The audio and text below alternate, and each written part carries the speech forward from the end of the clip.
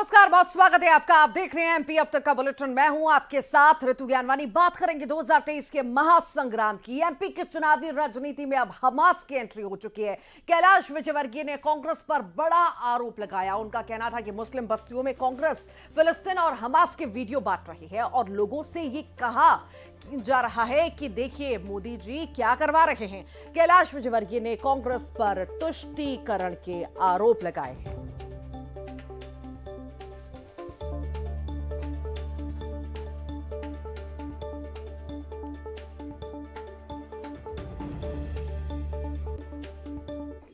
मुझे तो एक मुस्लिम कार्यकर्ता ने बताया कि कांग्रेस फिलिस्तीन के और हमास के ऊपर जो अत्याचार हो उसके वीडियो सप्लाई कर रही है सबको मुस्लिम बस्तियों में। मुस्लिम बस्तियों में वहाँ की वीडियो सप्लाई करने की देखिए मोदी जी क्या करवा रहे हैं। ऐसा देखिए कर सकते हैं कुछ भी, 10 दिन की और बात है। उसके बाद कमलनाथ जी को आप ढूंढोगे तो मिलेंगे नहीं। वो कहीं लंदन में बैठे होंगे या कहीं पेरिस में बैठे होंगे या कहीं न्यूयॉर्क में बैठे होंगे। वो उनको इस प्रकार की पॉलिटिक्स करने का उनका स्वभाव भी नहीं है। तो वहीं कैलाश विजयवर्गीय के बयान पर कांग्रेस ने पलटवार किया है। इंदौर में कांग्रेस के प्रवक्ता चरण सिंह सप्रा ने कैलाश विजयवर्गीय के बयान को मानसिक दिवालियापन बताया। उन्होंने कहा कि हार के डर से वो हताश हो चुके हैं और ध्यान भटकाने के लिए ऐसे बयान दे रहे हैं। देखिए, कैलाश विजयवर्गीय अभी बहुत ज्यादा हताश हो चुके हैं, हारने की कगार पर हैं, उनको भी पता है। इसीलिए हताशा में वो ध्यान भटकाने वाले बयान दे रहे हैं। ये बेबुनियाद बयान है, आधारहीन बयान है और कैलाश विजयवर्गीय को पता है कि अगर इस तरह की बात करेंगे तो वो कहीं ना कहीं पोलराइजेशन या ध्रुवीकरण करेगा। इस चुनाव को ध्रुवीकरण करने का प्रयास ये कैलाश विजयवर्गीय कर रहे हैं। आज हमने जो मूल सवाल उन पर उठाए हैं कि आपने दो मुख्य केस वो आपने एफिडेविट में क्यों नहीं उसका उल्लेख किया। एक तो आप भगोड़ा घोषित हो छत्तीसगढ़ सरकार द्वारा या छत्तीसगढ़ की दुर्ग की कोर्ट द्वारा, आप भगोड़े हो, वो आपने एफिडेविट में दर्ज नहीं किया। और दूसरी बात, पश्चिम बंगाल के अंदर जिस गरीब महिला ने बलात्कार का आरोप लगाया है और बलात्कार का आरोप ही नहीं, पुलिस स्टेशन में केस दर्ज है, उस केस का भी आपने एफिडेविट में उल्लेख नहीं किया। ये दो बातों से कैलाश विजयवर्गीय जो है परेशान हुए हैं। तो परेशानी में वो इस तरह का बात करेंगे राजस्थान के अलवर की। अलवर के तिजारा में बीजेपी प्रत्याशी का नामांकन दाखिल कराने पहुंचे यूपी सीएम योगी आदित्यनाथ ने बड़ा बयान दे दिया। समर्थन में चुनावी सभा को संबोधित करते हुए योगी आदित्यनाथ ने कहा कि हमने सुना है कि तिजारा विधानसभा सीट से कांग्रेस ने जिसे उतारा है वो अपने नाम के साथ बड़ी बड़ी उपमाएं लगाता है। तालिबान का इलाज तो बजरंग बली की गदा के पास ही है। उन्होंने इजराइल का भी जिक्र किया और कहा गाजा में कैसे इजराइल तालिबान को चुन चुन कर मार रहा है। क्या तो बजरंग बली की गदा ही है। देख रहे हैं ना इस समय गाजा में इजराइल तालिबानी मानसिकता को कैसे कुचलने का काम कर रहा है। सटीक एकदम निशाना मार मार कर।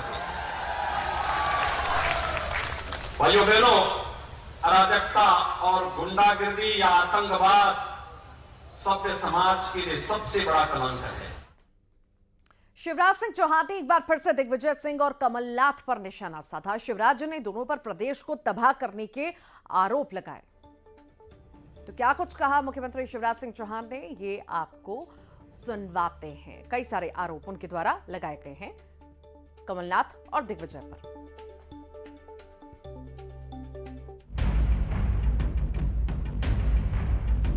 विधानसभा चुनावों के बीच सीएम शिवराज लगातार कमलनाथ और दिग्विजय सिंह को निशाने पर ले रहे हैं। प्रदेश के 68वें स्थापना दिवस पर सीएम ने प्रदेशवासियों को बधाई दी।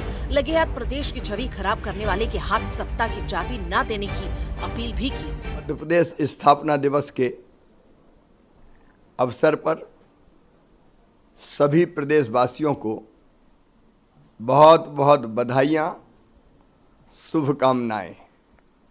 एक जमाने में मध्य प्रदेश को बीमारू राज्य कहा जाता था, पिछड़ा राज्य कहा जाता था, लेकिन हम आज समृद्ध और विकसित राज्यों की पांत में, अगली पांत में हम खड़े हैं। मध्य प्रदेश को अभी और आगे ले जाना है। लेकिन शुभकामनाओं के साथ साथ मेरा ये निवेदन भी है कि मध्य प्रदेश को ऐसे हाथों में न सौंपें जो मध्य प्रदेश की तबाही और बर्बादी के जिम्मेदार थे।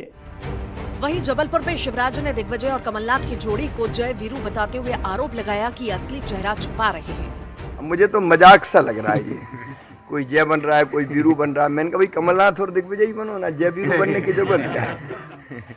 ये तो नकली चेहरा सामने लाएं, असली सूरत छुपी रहे वाली बात होती है। राजनीति को हमको और गंभीरता से लेना चाहिए। हाँ, इतना जरूर लग रहा है कि बार बार हाथ पकड़ पकड़ के दोनों साथ आ रहे हैं कि हमें कोई झगड़ा नहीं, हमें कोई झगड़ा नहीं। तो हमने तो कहा नहीं कि झगड़ा नहीं है, तो सफाई काय को दे रहे हो? मीडिया के सामने ला रहे हैं कि हम एक हैं, हम एक हैं, हम एक हैं। अब वो क्या है इससे मुझे कोई मतलब नहीं, लेकिन उन्होंने मध्य प्रदेश को तबाह और बर्बाद करने का काम पहले 10 साल दिग्विजय जी ने किया, फिर 1.25 साल कमलनाथ जी ने किया। एमपी चुनाव प्रभारी रणदीप सिंह सुरजेवाला ने कमलनाथ और दिग्विजय की जोड़ी को जय वीरू बताया था। उनके बयान के बाद सीएम शिवराज ने दोनों के खिलाफ मोर्चा खोल दिया है।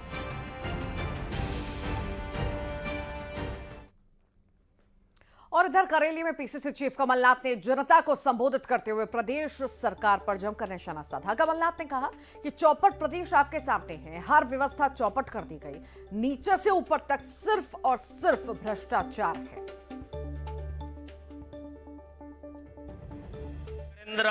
नरसिंहपुर जिले का संबंध रामायण और महाभारत के समय से रहा है। ये एक सच्चाई पता नहीं नौजवानों को पता है या नहीं पता। आज पूरे प्रदेश की तस्वीर आप सबके सामने है, कैसे पूरे प्रदेश को चौपट किया है। चौपट कृषि व्यवस्था, चौपट शिक्षा व्यवस्था, चौपट स्वास्थ्य व्यवस्था, चौपट उद्योग धंधे। भोपाल की बात करेंगे, जहां चुनावी रण में वार पलटवार का दौर लगातार जारी है। तो वहीं कांग्रेस ने कैलाश विजयवर्गीय के खिलाफ मोर्चा खोल दिया है। कांग्रेस ने कैलाश विजयवर्गीय पर हलफनामे में जानकारी छुपाने के सनसनीखेज आरोप लगाए। साथ ही इंदौर कलेक्टर पर भी सरकार के दबाव में काम करने के आरोप लगाए। कांग्रेस मीडिया विभाग के अध्यक्ष के मिश्रा का आरोप है कि कैलाश विजयवर्गीय ने बंगाल में दर्ज सामूहिक दुष्कर्म के मामले को हलफनामे में नहीं दिखाया, जिसे लेकर कैलाश विजयवर्गीय के खिलाफ कांग्रेस हाईकोर्ट जाएगी। कैलाश विजयवर्गीय जी ने जो कल अपना नामांकन दाखिल किया है, उस नामांकन में उन्होंने 2 महत्वपूर्ण जानकारियां छुपाई हैं। पहली जानकारी है कि वे सामूहिक बलात्कार के एक आरोपी हैं, जिनके विरुद्ध एफआईआर दर्ज है। और दूसरी जो है, उसका मैं जिक्र बाद में करूंगा।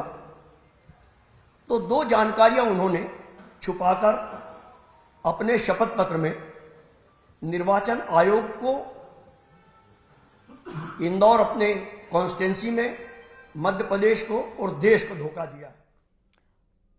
सागर जिले के खुरई से बीजेपी विधायक भूपेंद्र सिंह ने कमलनाथ पर निशाना साधा, जहां उन्होंने कहा कि जब आप 15 महीने सरकार में थे तो किसने आपको विकास कार्य करने से रोका था। कमलनाथ ने सरकार बनने पर मध्य प्रदेश को भय और आतंक से मुक्त करने का बयान दिया। उस समय जनता से जो वादे किए थे, क्या वो विश्वासघात नहीं? कांग्रेस रिजेक्टेड माल है और रिजेक्टेड माल को लोग दोबारा नहीं खरीदते। देखिए, जब 1.25 साल तक उनकी सरकार तब आपको किसने रोका था? उस समय आपने क्या काम किए? आप ये बताओ। आप सरकार आएगी तो ऐसा करेंगे, ऐसा क्यों? आप तो सरकार में आए थे और आप ये जवाब दो कि आपने जो वादे उस समय जनता से किए थे, क्या वो विश्वासघात नहीं था? क्या जनता के साथ धोखा नहीं था? पहले इस बात का जवाब दें, फिर आगे की बात करें।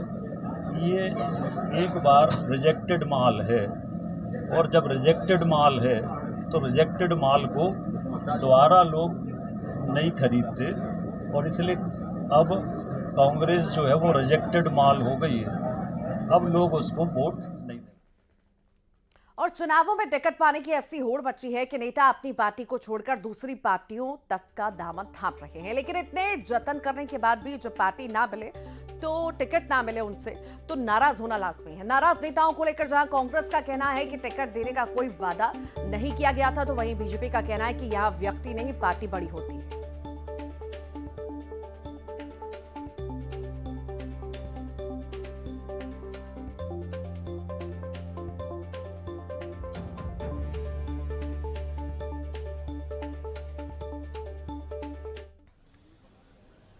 बदल करवाते सौदा करके ही करवाते हो। हमारे यहाँ जो भी लोग आए, पहला क्राइटेरिया था कि आपका सर्वे में अगर नाम आएगा तो आपको टिकट देंगे, और बाकी कमलनाथ जी ने किसी से भी टिकट का कमिटमेंट नहीं किया था। लेकिन हाँ, फिर भी देखें, जिन्होंने भी कांग्रेस पार्टी की विचारधारा में आस्था रखी, कमलनाथ जी के नेतृत्व में आस्था रखी, वो आज भी बिना टिकट के हमारा प्रचार प्रसार कर रहे हैं। देखिए भाई साहब, ये भारतीय जनता पार्टी की हम बात कर रहे हैं। ये व्यक्ति की पार्टी नहीं है, ये विचारों की पार्टी है। ये एक इतना मजबूत संगठन है जहां पे हर एक कार्यकर्ता हो, चाहे वहां का सबसे वरिष्ठ मंत्री, सबके लिए एक समान प्यार है, एक समान सम्मान है और एक ही जगह है पार्टी में। ये सामूहिक नेतृत्व की पार्टी है। यहाँ जो भी निर्णय लिया जाता है वो सामूहिक नेतृत्व में लिया जाता है। चुनावों के दौरान नेताओं की ऐसी तस्वीरें सामने आती हैं जिसे देखकर आप आश्चर्यचकित रह जाते हैं। कुछ ऐसी तस्वीर इंदौर से भी सामने आई, जहां जीतू पटवारी सड़क पर दौड़ते हुए नजर आए। जीतू पटवारी का चुनाव प्रचार का ये अपना तरीका है। तो वहीं नगर निगम में नेता प्रतिपक्ष और विधानसभा 2 के कांग्रेस प्रत्याशी चिंटू चौक से प्रचार प्रसार के दौरान कचौरी बनाते हुए नजर आए।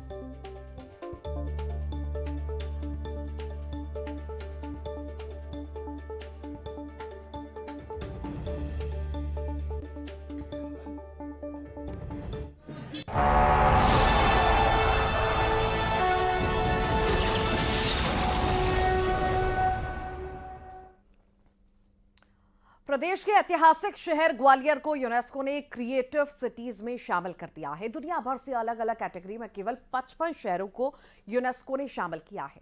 भारत से ग्वालियर का सिलेक्शन हुआ है।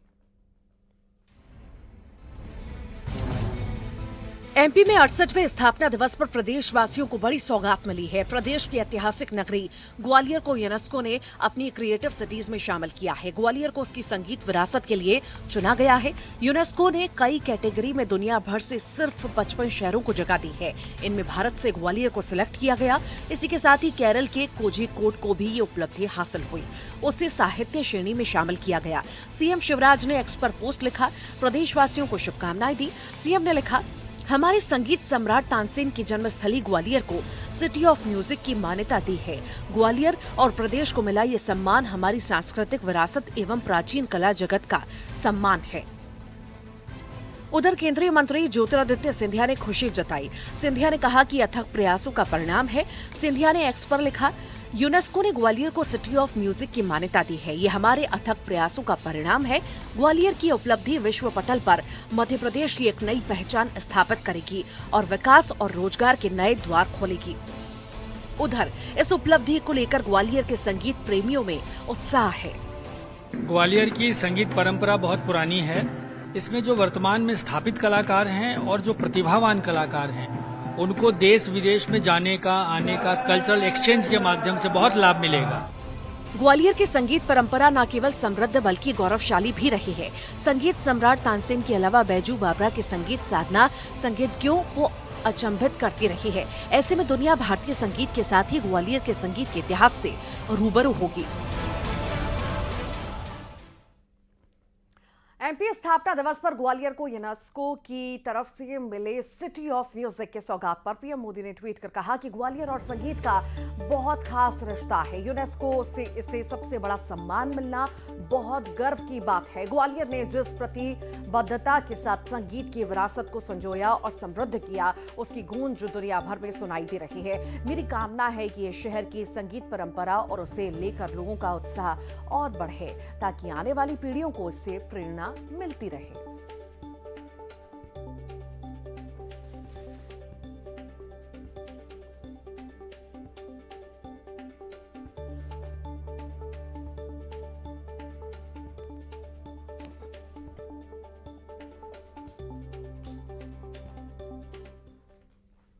रिलायंस इंडस्ट्रीज का मुंबई में भारत का सबसे लग्जरी मॉल जियो वर्ल्ड प्लाजा आम जनता के लिए आज से खुल गया है। 18.5 एकड़ में फैला ये मॉल मुंबई के बांद्रा कुर्ला कॉम्प्लेक्स में मौजूद है। Jio World Plaza Nita Mukesh Ambani Cultural Centre, the Jio World Convention Centre और जियो वर्ल्ड गार्डन से जुड़ा हुआ है। RIL की डायरेक्टर ईशा अंबानी की देखरेख में इस मॉल का संचालन होगा। ये मॉल सिर्फ देखने में ही लग्जरी नहीं बल्कि यहाँ मिलने वाली सभी चीजें भी काफी लग्जरी होंगी।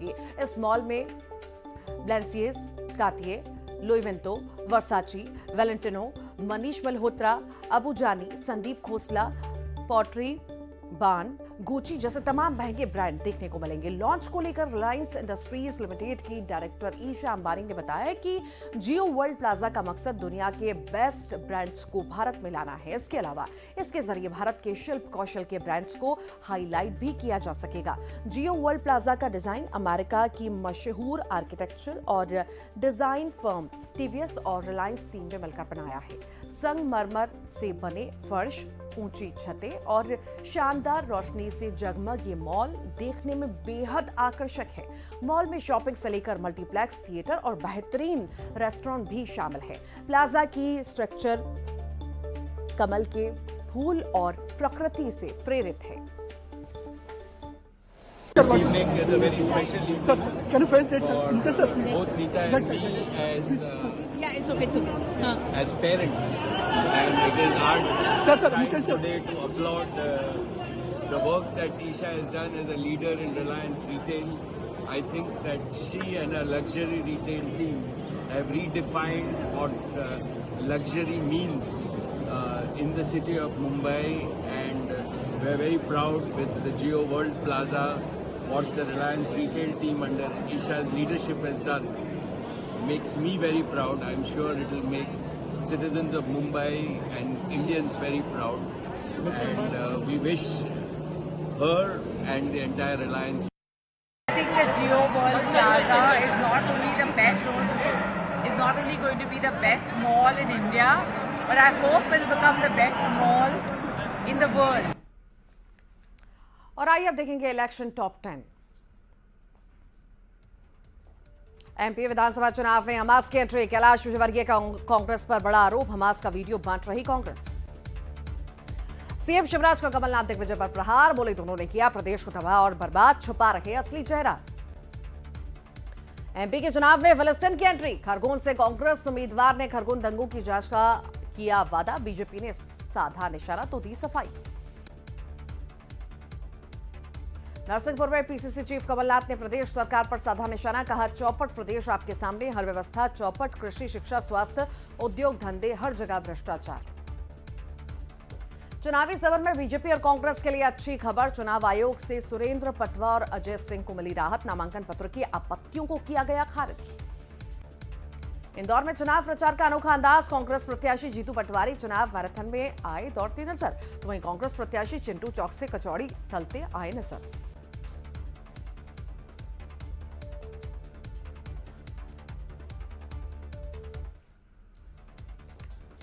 खरगापुर से बीजेपी विधायक के नामांकन प्रक्रिया को लेकर सुनवाई, रिटर्निंग ऑफिसर के सामने दोनों पक्षों की चल रही सुनवाई।